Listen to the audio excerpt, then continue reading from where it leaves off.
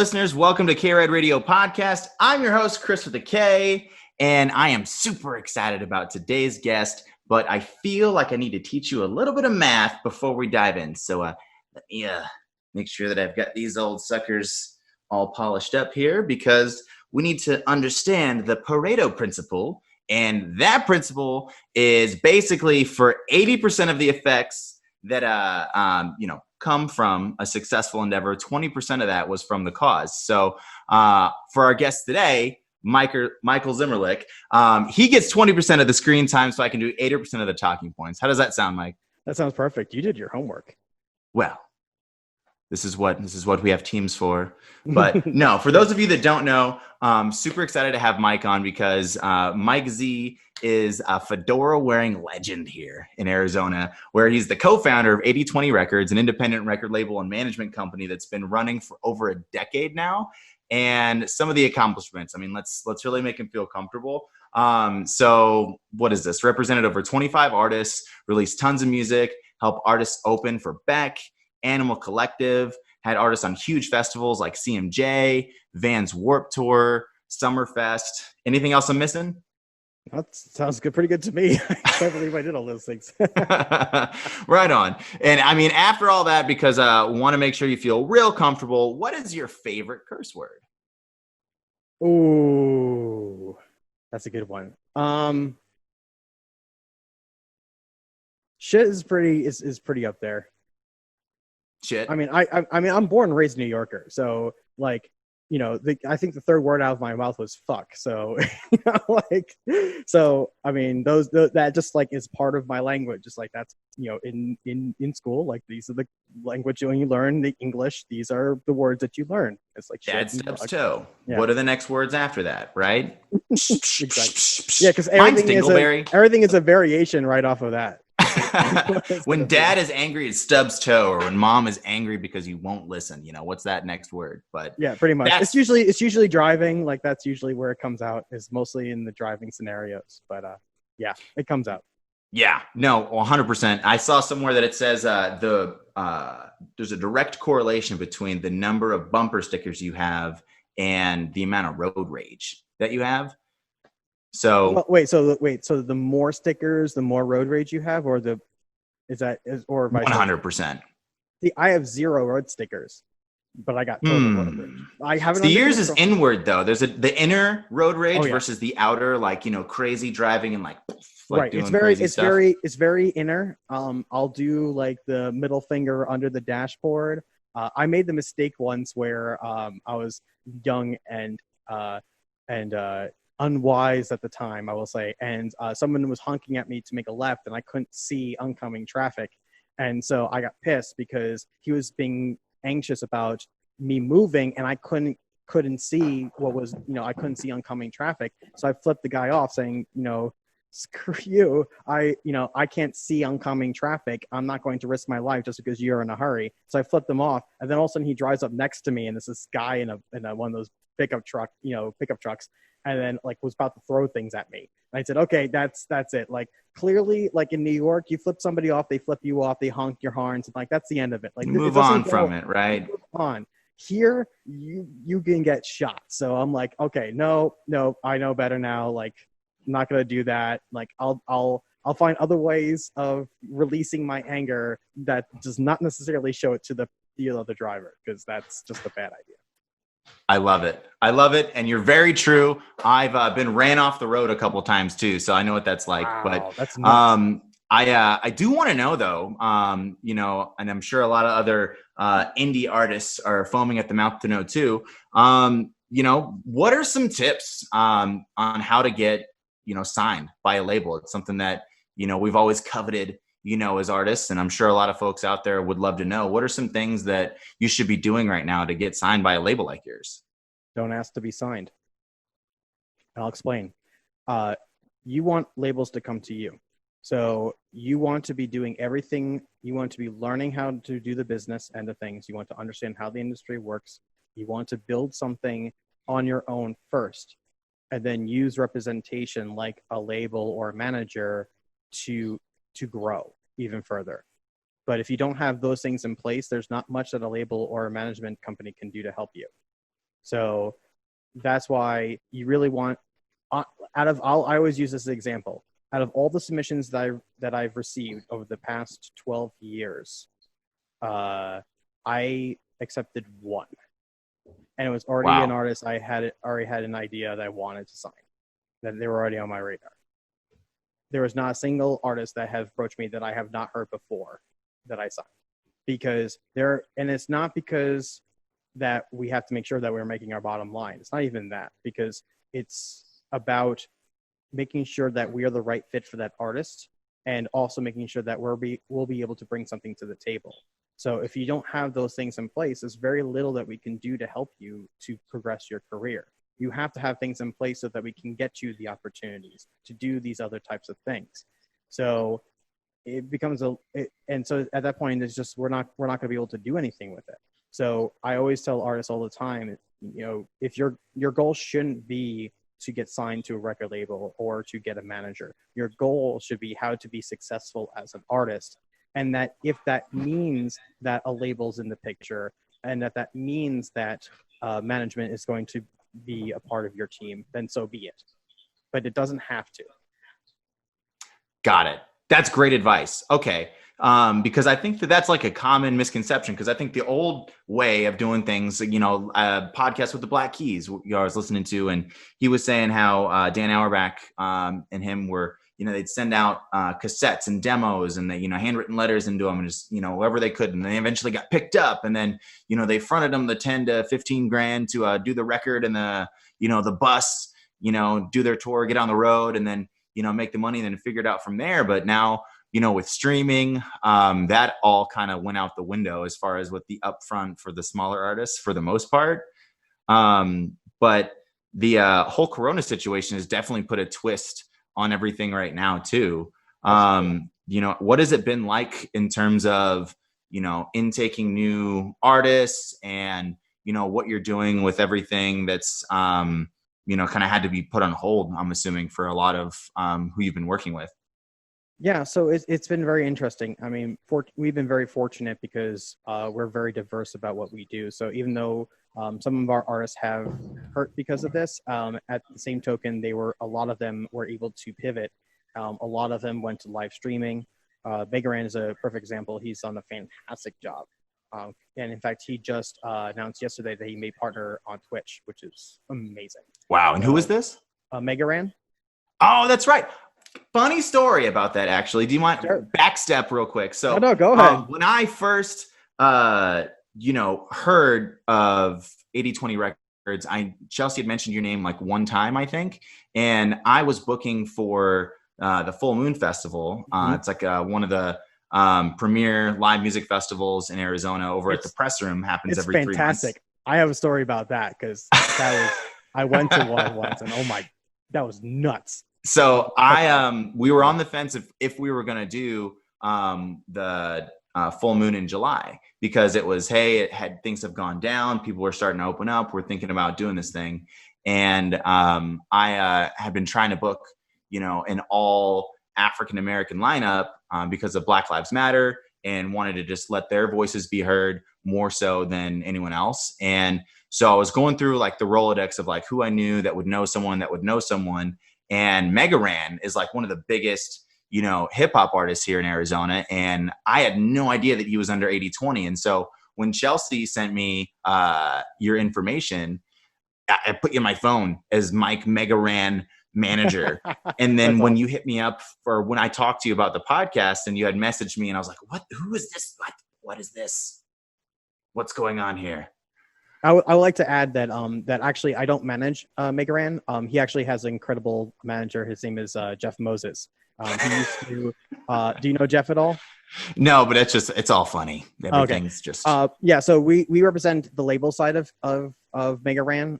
So Megaran does like a ton of things. So he does all kinds of collaborations with other artists and so forth. So our relationship with Megaran is that we release.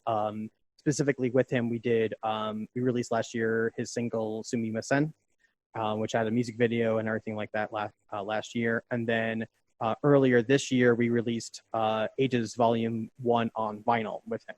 So those are the things that we've been in collaboration with Megaran. But Megaran he's so brilliant. He has so many people that he works with, and does all kinds of different angles. And that's why he's such a brilliant artist, is that he leverages, his team and his contacts to get the most out of it. And Jeff, he used to write for Phoenix New Times, and now he's on the East Coast, and he manages Megaran, and he does a fantastic job with him. That's awesome. Yeah, him and there was another artist that he's moved away since now, but it's really cool to see like the progression, especially when an artist started here in Arizona and see them kind of jump the rungs and see as far as they can go. Who are some of the artists that stick out in your mind, that started here in Arizona that are now off, that have, kind of completed all the hurdles? Is there anyone that stuck out with their work ethic or with their music that, like stuck in your memory? Dollskin, right off the bat. Dollskin is, I very much admire how much they've accomplished. And funny story, I actually saw them with Chelsea, because Barry Bones played with Dollskin at Bison Witches on Mill Ave when it was still Bison Witches. Is it still there? I don't even know if it's still there anymore. They changed, the bars down there changed so often. So much. So it was a Bison Witches on Mill right behind the Brickyard. And it was just like, not even a stage, it was just a level up kind of a thing. And that's when I first saw them play there. And I know right then I knew that they had potential. They were really rough. This was a long time ago. They were super rough, but they had a lot of potential. And it's been amazing to watch them grow and progress as not only as musicians, but also as people, and done everything from, doing major Warped Tour runs and all, doing, tours all over the world. It's amazing to see how much they progress. And they came out of School of Rock here in town, which Megan and Shane are just, they run the 3 locations in the Valley, and they're just amazing people. So they came out of that cut. They came out of School of Rock, those girls. And so I would say Dollskin is definitely up there. I will also give a shout out to Upsall as well. She's done a fantastic job, and she's gotten a lot of notoriety here in town, and and she really made a career for herself. Especially when she moved out to Los Angeles. So really proud of her. Like, she's done a fantastic job. That's awesome. And Dollskin, I can say too, just from personal experience, I was an MC for a festival that they played at, and they were one of the headliners on one of the nights. Nice. And the guitarist just absolutely shreds. And I was like, okay. And like, this makes sense. Like, they're just like, actually just like, wow, like no gimmicks, they're just really good. They work, and that's really rare. I saw how much they not only have grown as musicians in general, but just their skills as musicians. Like, you can tell, like, they worked hard. Like, there's no other way around it. They really worked hard. They rehearsed a lot. They got, like, you can tell that they build out a team to give them the right kind of feedback on how to improve their performance and how to really nail down an amazing set, and ran with it. So they did the right stuff. They made sure that they had the right people at the right time. And that's the other part too. It's not about having the right team. It's about the right team at the right time. And that means a lot of different things for a lot of different artists.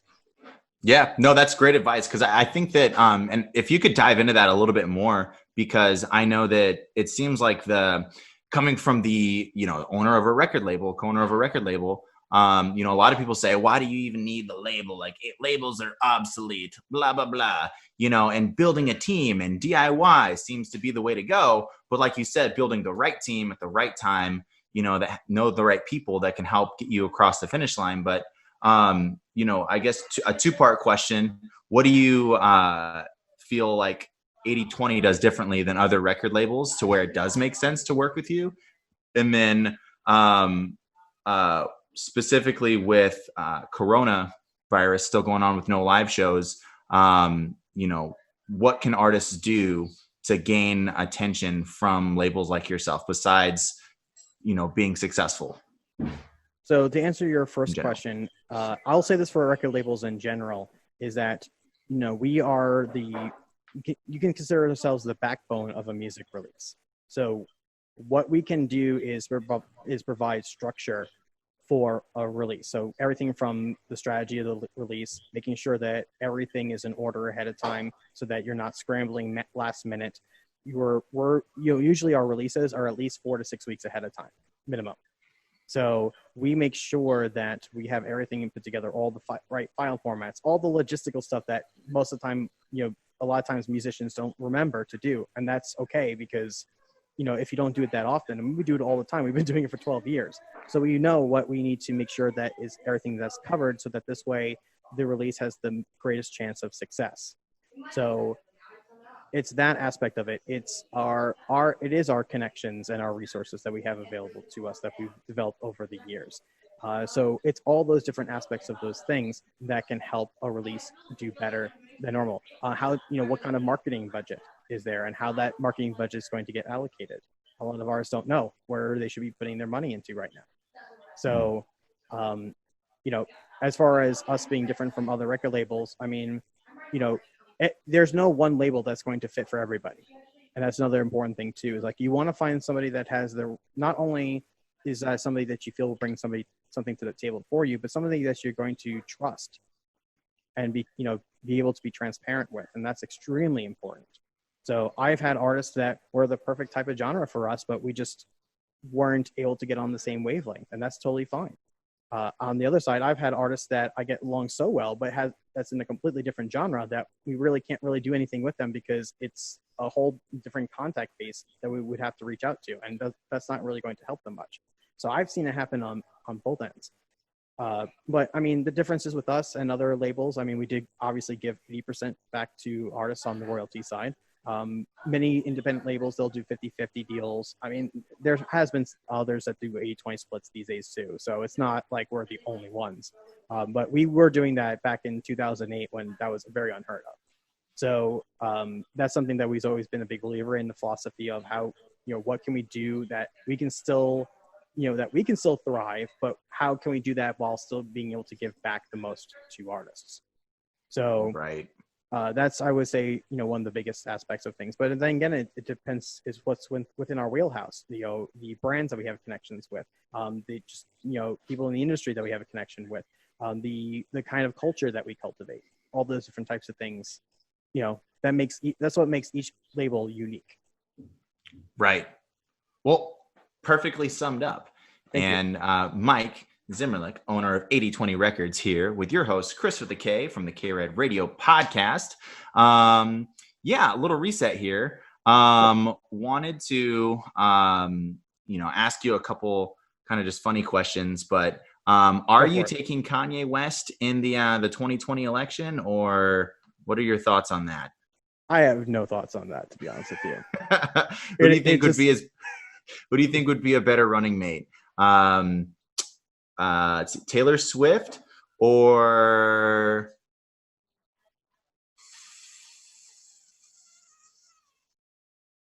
Tammy Lauren?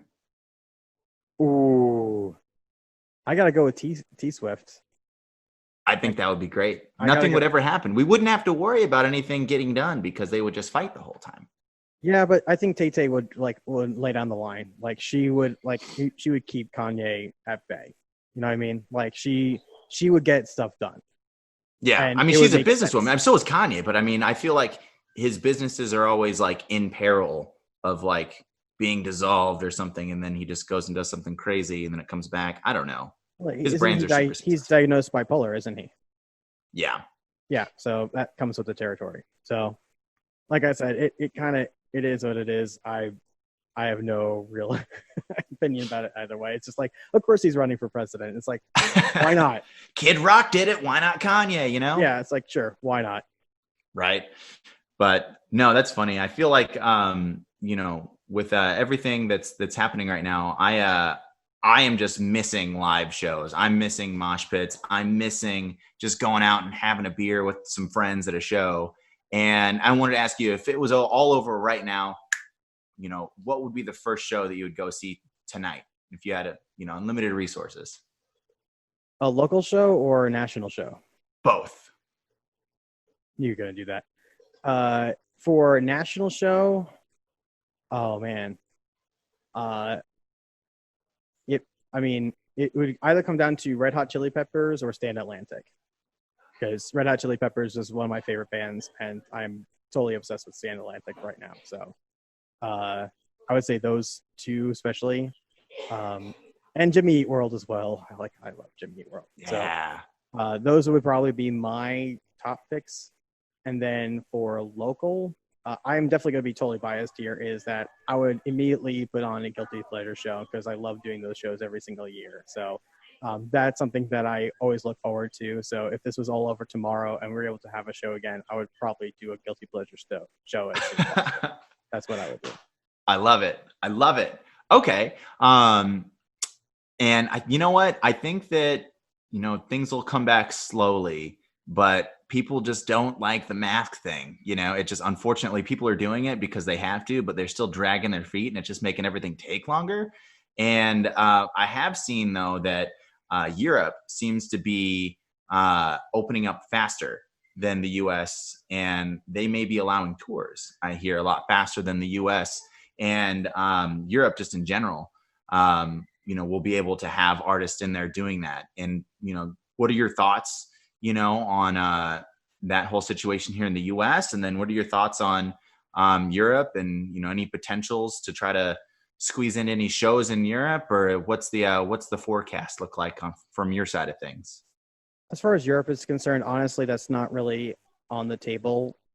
Honestly, at this point in time, just because none of our artists really have any kind of European tour experience. So to throw them into a Europe tour just wouldn't make any kind of sense right now, both financially speaking and just logistically. It just right now would not make any sense. Now that can change where all of a sudden an opportunity comes to our table where it does make sense. But right now it's not really on our radar.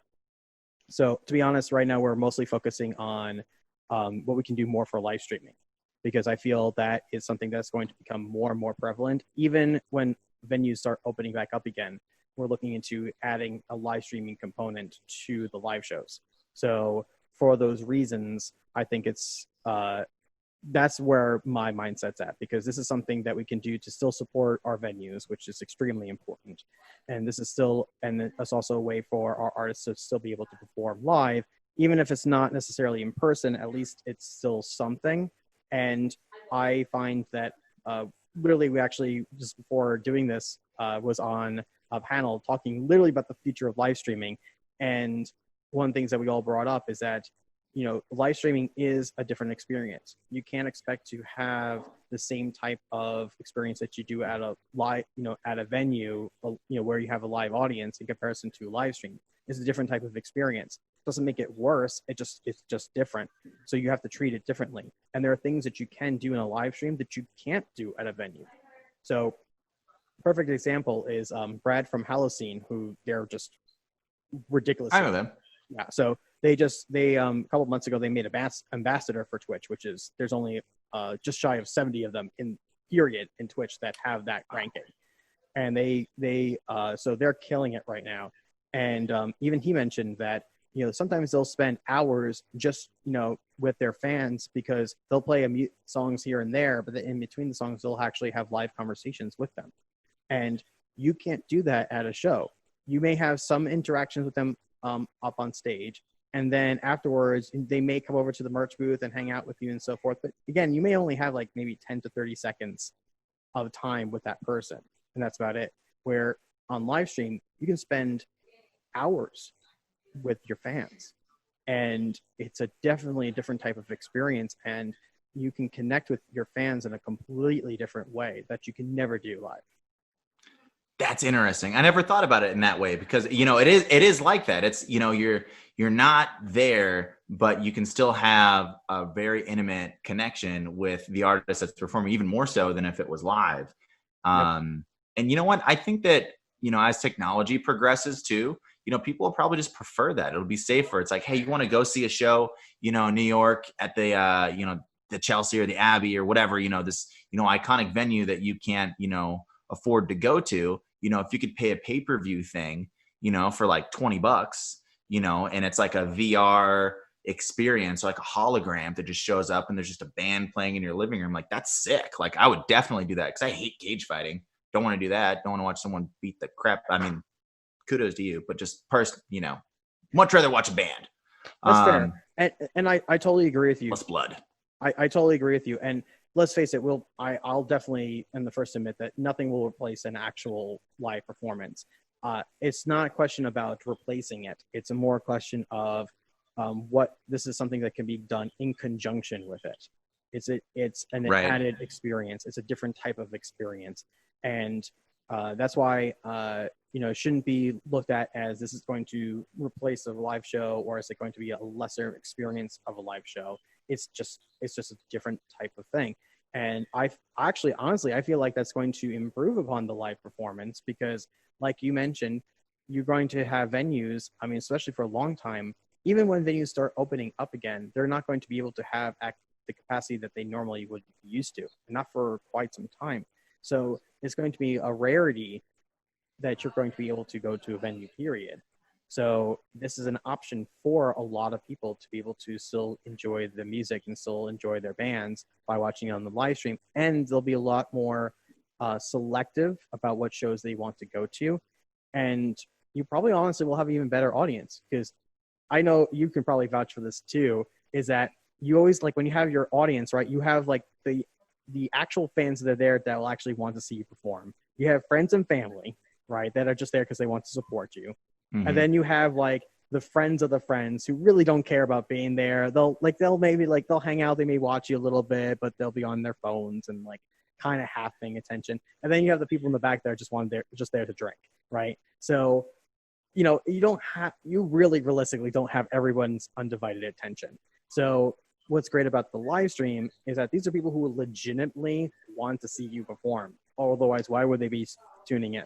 So you have that kind of an audience. In addition to that, too, with the venues, then you're going to have, even if it's a lot less people, it's most likely going to be people that want to actually be there and see you perform, which hopefully will translate into a better show experience. Tickets for the venue. VIP tickets. I'm curious what's going to happen to the guest list. I think venues are going to laugh about guest lists now moving forward, be like, no, that's not gonna fly. Right. God, it's such a crazy time. It's so wild. You don't know what you have until it's gone, kind of a thing. But at the same time, it's a part of the changing flow of life. Anything can happen. And I think that the EDM scene took a really great quick fix with their live streams, and a lot of their festivals were just like, boom, okay, no problem. Let me just plug in this cord here and to the output, and let's get some big speaker, whatever. They figured it out, and they did it quickly, and I was really impressed by it. Have you guys thought about especially with some of the venues, are you collaborating with Steve or with any of the other venues in town to work on the visuals and like the sound with them, or how has that kind of been traversing that terrain? It's a lot different with live bands. So what we did was we originally decided to put on a show as soon as the pandemic was hitting Arizona pretty hard back in March. We already decided that we wanted to do what could we do in the meantime? So I reached out to Last Exit Live, because they already have a live streaming setup over there. Fantastic live streaming setup about doing a show, and be just live stream only. So the problem was that at the time, the situation was getting worse and worse. So we actually had a lineup, but then rightfully so, a lot of our artists, especially the bands, were not comfortable performing on stage together. And our always number one priority with anything that we do is safety first. Our main concern is always the health and safety, making sure that both our staff, our artists, as well as the audience, anybody that's involved feels safe, and both physically, mentally, and emotionally. Like, that's our number one concern. So we were trying to readjust on what we were going to do. And so we ended up having Gabe Kobanda. He did just a solo act, because it was just him up on stage. He was fine with it. And he's, if you've ever been to Last Exit Live, you're so far away from the soundboard. Like, they're not even remotely close to you. So we felt that he's not even remotely close. He brought his own mic. Like, he did all, we did everything that we could to make sure that he felt safe, and he wanted to do it. And so we did. So we did a live stream, but we got a sponsor Can I mention the sponsor? Yeah, absolutely. Go for it. Okay. So it was Bravo Pay, which they're a local company. They're amazing people. And so they were gracious enough to sponsor the live stream to making sure that the venue was taken care of. So we didn't make anything from that sponsorship. That went directly to the venue to make sure that that was covered for them. And then so we put on that live stream and it did very well. We had a good audience for it, and so it went very well. But then afterwards, our artists weren't even rehearsing together anymore, right? Because they were not comfortable being together in the room. So the It's happened with us. So the concept of doing a live stream or doing any kind of thing like that kind of pretty much went out the window. So at that point, I said, okay, well, let me do my homework and start researching more into live streaming. So that's what I've been doing in the meantime.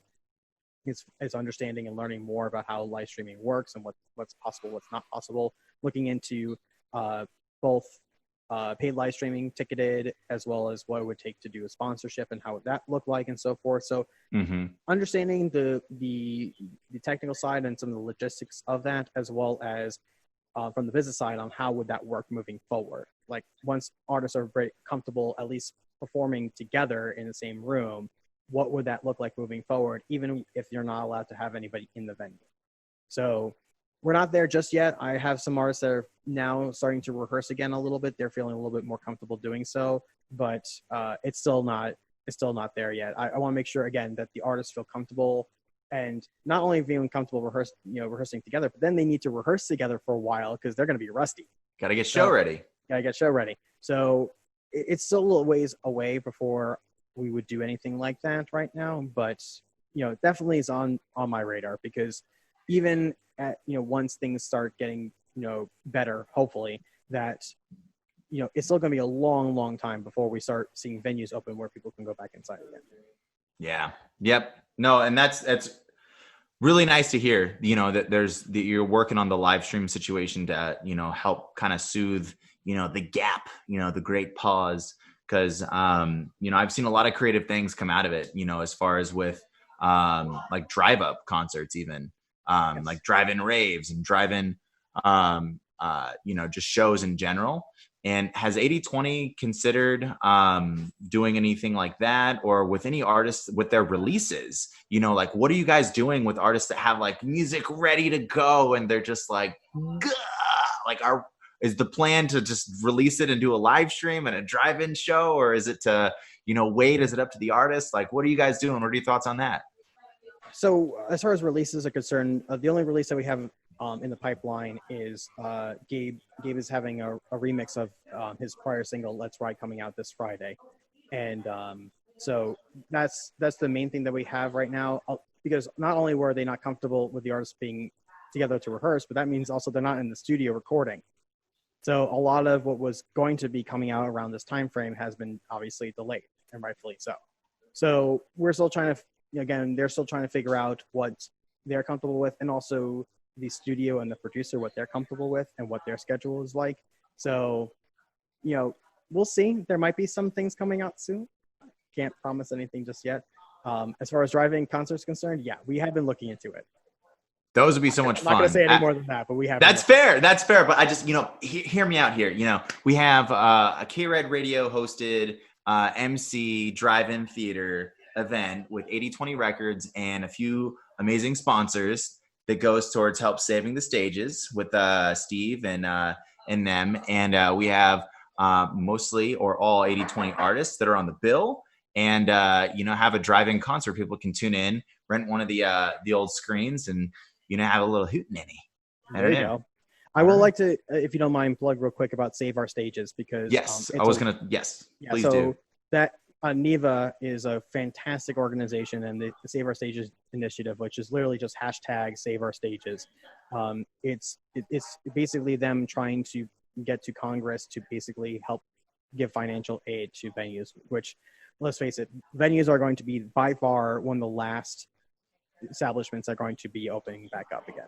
I would say, I would say there will be even past bars. I think at that point it will be sporting events and things like that will be opening back up by the time venues are allowed to be back at full capacity. So they're going to be hurting for quite some time now. So, whatever we can do, because venues have been, especially from a personal standpoint, have been more than supportive of both myself and the artists. Is that the least we can do is to try to do what we can to support them back in return. So it's super easy to go to their website, and literally right now you can make a donation if you want to, but even if you just sign a petition that, you know, lets Congress know that venues are important to us, it's part of our culture, and that we want to make sure that's preserved so that it's there for us when we're able to return. Hand clap. At the top. Tiny hand clap. Tiny hand clap. Links in the bio for NEVA and for Save Our Stages. You know, I can't tell you as an artist, and then just as someone that goes to shows all the time, how much of a like part of my identity and a part of a lot of people out there's you know, life is associated with, you know, those smaller venues, you know, those mid-sized venues. And especially for artists that are trying to really make a career, you know, if those are to go down, then, you know, okay, cool. Well, the arenas are saved, but what about, you know, the smaller venues where everyone has to start? You know, what about the, you know, piece of crap dive bar that everyone forgot about, but everyone loves, where, you know, Cobain had his first shows at? You know, it's like that piece of the, you know, ecosystem in live music performance and just artistry, you know, is really at risk. And so I think it's really commendable that, you know, you've got folks like yourself, you know, and Steve, and, you know, a lot of people here in the Arizona community supporting that. And for those of you that don't know, you know, all of those links to support the independent venues can be found over at the KRADRADIO description under here, as well as all over 80/20's situation, and with Steve Chilton, Psycho Steve, who's one of the bigger promoters out here in Arizona. So he's also one of the board members too. He's actually yes, a board member of NEVA, so he's very much involved with it. Yeah, I think every other post on Facebook is that, and it's like share, like, yeah, subscribe, donate, yes, please, yes. That's Steve, but yeah, but that's because he's so close to it too. Is like, yeah, he's a board member. It's his baby, you know, yeah, and I, you know, for me too. What was your origin story of how did you get involved with 80/20? And I'm sure you've probably said it a million times, but you know, why a record label and how did you get started? That's a good question. So I always knew I wanted to be an entrepreneur since high school, and I got the bug because an economics class said I had to come up with an idea for a product and sell it to my fellow classmates. So one of my good buddies was in the class with me, so we teamed up and we created a video yearbook. Like, it was literally on DVD of like footage that we grabbed from the high school television station, and we sold it. We sold like 2-3 copies. And then, but I loved the fact that I made something happen, and then people, you know, for people to buy. It's just like I got that thrill. So I was coming up with ideas, and while I was in college, and the main one that I landed on had nothing to do with 80/20. It was a website where we would host our own internet radio stations based upon genre, and you would upload the music for free. And then, yeah, I know. You upload the music for free, and then we would, you know, would automatically put into rotation with whichever station you said you're that genre. And we had social media profiles where people can go and check out more about the artist. They can individually stream each song. And this is going to date me a little bit, but this was back in the early 2000s. So this was really like progressive. Yeah. So this was before like the Pandora was more or less called the Music Genome Project back then. And then this was before even Last FM, which is not even really a thing much anymore. But back then, like, this was before Last FM when they're called Audio Scrobbler. So this is like way back. And so we developed it. It took about 2 years because I was a full-time student and then also working like 24, 26 hours a week doing technical support. And then my buddy, my business partner, he was also had a job as well as he was a full-time student, and I was at ASU and he was at U of A. So it was literally on the weekends when, ASU grad as well. Yeah, ASU alum. Yep. So it was literally just on the weekends when we had the time to put it together. So it took about 2 years to build it, but it did well. I mean, we were getting on average, like, 2,000 to 3,000 visitors a day. Like, I was doing with zero promotion, just word of mouth, really. And but this is like the time when Pandora was really getting known. This is also Last FM was really taking off, and we really didn't know how to pivot what we had. Like, it was really cool and it was very progressive at the time, but we just missed the boat. It just took too long for us to do it, and that was totally fine. Like, we knew it was a passion that we had, but we had to focus on our education as well as make sure that bills were paid. So at the time, my business partner got an internship up at Microsoft in Seattle. So I went up with him to Seattle because I just graduated and he had one more year left to go. And so we went up to Seattle, and that was when we came up with the idea for starting a record label. We were just kind of bouncing back and forth ideas. We didn't know really what to do next. And he just kind of blurted out at one point, let's start a record label. And I knew what a record label was, but I had no idea. Hip, hey, how you doing? Record label, boom. Yeah, it's like record You're label. like okay. doing it. We're doing it. But I told him, I said, I was very obsessed with the Pareto principle at the time, and just the whole concept blew my mind. So I told him, I said, if we're going to do something, I want to do something different. And I said, what if we gave 80% of what we made back to the artist? And he looked at me and said, you're absolutely insane. And then thought about it for a second and said, I love the idea. Let's do it. So it's always the philosophy from day one on how can we create a record label that gave as much as we could back to the artist. And then, so we kind of bounced around some ideas, eventually landed on 820 Records, which obviously made the most sense. And we had a friend of ours who did electronic music. And so we went to him and said, hey, we have absolutely no idea what we're doing. We need, would you be our guinea pig? And we have a sample contract we found in a book, and we'll figure out how to get you on iTunes.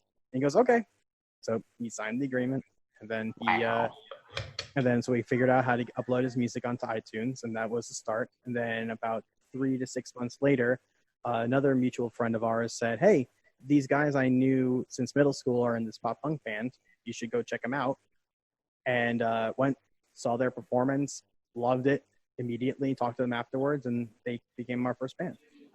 That's so cool. Do you still remember the name of the band? I was called Click 60. Click 60. Okay. Yeah, very pop punk. I miss the pop punk days. I feel like I missed the wave. I'm still doing the no refills thing and our pop punk thing, but pop punk has changed a lot. I feel like it's one of those genres it's stayed alive. It always keeps, because pop changes so often. So it's like if you're a pop punk band, it's how do you turn pop punk? And if you're following the pop trends, then it should kind of progress too. But isn't it interesting how there's so many different there's West Coast pop punk, and then there's East Coast pop punk, and then there's Midwest, and then there's this, and then there's spoken word, and then there's Blink, and it's a lot of different subsets. I like to say that with indie, because if you remember back in the late 2000s, indie was attached to every band, because that was the thing. Indie just was the catch-all of multiple different genres. Now indie does have its very distinct sound to it, and now I feel alternative has taken that role back.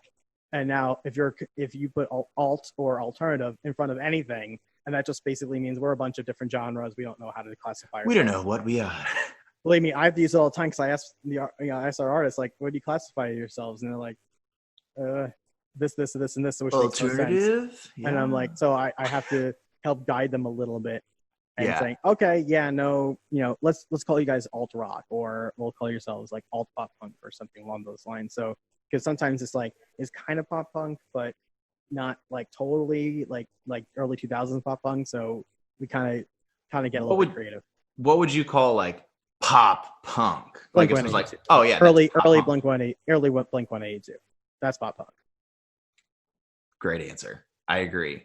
And what do you think, in terms of straight indie music? What is indie? What was indie, and then what is now indie, in your opinion?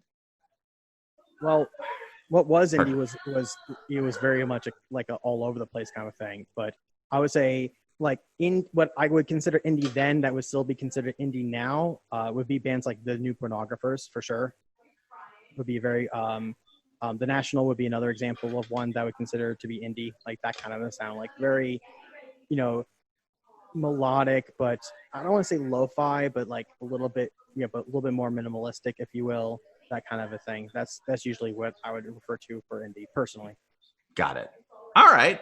Well, I feel like it's prop time. So before we got going here, I asked Mike to just find something random that meant a lot to him. That was just, you know, a little wacky. So I'm going to leave the view of the camera here, and we're going to grab our thing and come back with it. You ready? Should I leave the camera too? Yes. We'll do it. Ready? Okay. I'm going to go this way. Okay. So am I. Ready? Yep. 1, 2, 3.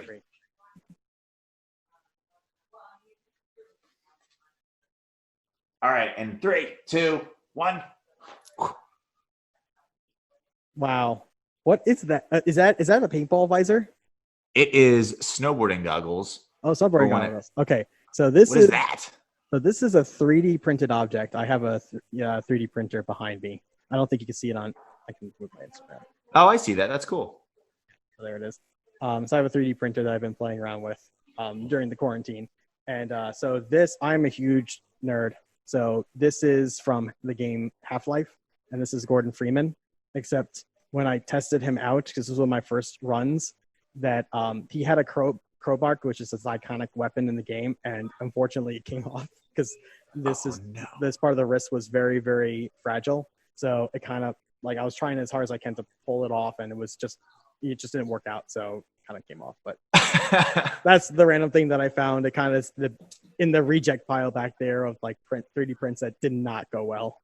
That's super cool. You know, I read today, and actually the other day, that they're going to start 3D printing chicken nuggets. And I don't know the validity of that, but no, that's totally believable. That's crazy to me. You know, can you imagine a world where everything is just 3D printed food? Like, I can, but it's just weird that it's here. Like, really? It's like Star Trek or Back to the Future Part 2. Crazy. I told you I'm a huge nerd, but I love Star Trek. No, you're we can nerd out about Star Trek all day. I'm a huge Trekkie fan. Yeah, I like the only thing I have not seen yet is Discovery. I have not seen Discovery yet, and I have not seen Short Treks yet. But I've seen all of Picard. I've seen Deep Space Nine, Voyager, TNG billions of times, and of course the original series, which I haven't revisited in a long time. Yeah, well, I mean, you're much more well versed than I am in the Star Trek realm. But believe me, I can nerd out all day on Trek stuff. Trust me. But if I got it, so outside of running a very successful record company, and also launching a podcast, I hear. Yes. Before we go on, what's the podcast that you have going on? What is that? So it's literally called the 80/20 Show. Surprise, surprise. And what we do with the 80/20 Show is that we interview guests that are part of the music industry, as well as some other colleagues of mine, and ranges from people that are nationally known, locally known, people that I personally know. I mean, I've interviewed everyone from my original business partner who started 80/20 Records. I interviewed him. I've also interviewed some nationally known acts as well at this point in time. I've interviewed locally. I've interviewed our own artists. So it's one of those things where I wanted to be able to tell everybody's stories, and not just their stories, but also the story of how I met them, especially at least for right now. Eventually, at some point, I'm going to be reaching out to other people that I don't know, but a lot of at least the first run of episodes are going to be people that I know in some form or fashion. And I feel it's very important for people to understand, especially in the music industry, on how relationships get formed. So I want them to tell their story of how they got to where they are. And usually each episode has some sort of theme or topic that we kind of go over into some degree about, things that help them get to where they are. And then also how we met, and then how, and how that has formed. So that's kind of the main idea of the 80/20 Show. I love that. That's fantastic. And we can find that at the www.8020records.com once it's available for us. Is there a release date, or is there a target date that you're looking to have some of it up, or is there some episodes already up for us to listen to? Not yet. I'm trying to get my ass moving to get this done, but it will most likely be out sometime next month. I'm really aiming for sometime in August. I will say I don't want to commit myself to this yet, but my goal is there's a certain date in August coming up that would make the perfect sense for this podcast to launch. So that's the only hint I'll give you. Okay. I'm not familiar with holidays. Could it be National Pancake Day? If you look at what August brings for numbers, that would give you a big clue. Okay. So what numbers would make sense for the record label to release under? I'll just say that. Maybe the 20th. I'm not saying it's I don't know. I'm not a scientist, the math thing. I majored in business at ASU. So, the math part's kind of pushed off to the side. It's true. We're both ASU majors. Like that kind of goes by the way. So. What major right were on. you anyway? I'm curious. Right on. What major were you? Mike, I wanted to have you on the podcast because I knew that one, you're just a great guy. Two, I really respect the way that you support the scene. And three, I knew that you would just have, honest insights into, what artists can look forward to, what, some pitfalls could potentially be. And I just knew it would be great to pick your brain. So, before we do anything else, wanted to ask you, because I ask all my guests this, but what is a rad message that you'd like to send out to the world, just in general, or anything specific with how you're feeling right now? There's always something that can be done. That's my message. There's always something that can be done. I really feel for everyone who's suffering through this, and I can only imagine. I'm very, very lucky with the position that I'm currently in. But I know there's so many that are not as lucky. So my message is that whatever you can do, whatever is under your control, there is still so much opportunity that's out there. There's so much that you can do right now to, whether it's to be productive or to be self-reflective on yourself. You don't have to be productive right now. If you're taking the time to focus on making yourself a better person, to appreciate things more with everything that's going on right now, appreciate your friends, appreciate your family, take the time to yourself, whatever that means. Now that could be binge watching a TV show, to, exercising, to writing music, to, creating a podcast, whatever the case is. There's just so much that can be done right now. That can better yourself and to better other people. 100%. I love you for coming on the show and for doing what you do. Thank you for coming on the K-RAD Radio podcast. Mike Z. Don't forget to check out 8020 Records at 8020records.com and on all of their social media sites. And as always, you can listen to K-RAD Radio streaming 24/7 local artists and indie artists from Arizona only at k-radradio.com, as well as liking and subscribing to the channels on all of the pages. So signing off, hey, it's your host, Chris the K. Thanks for tuning in, and thank you, Mike. Thank you.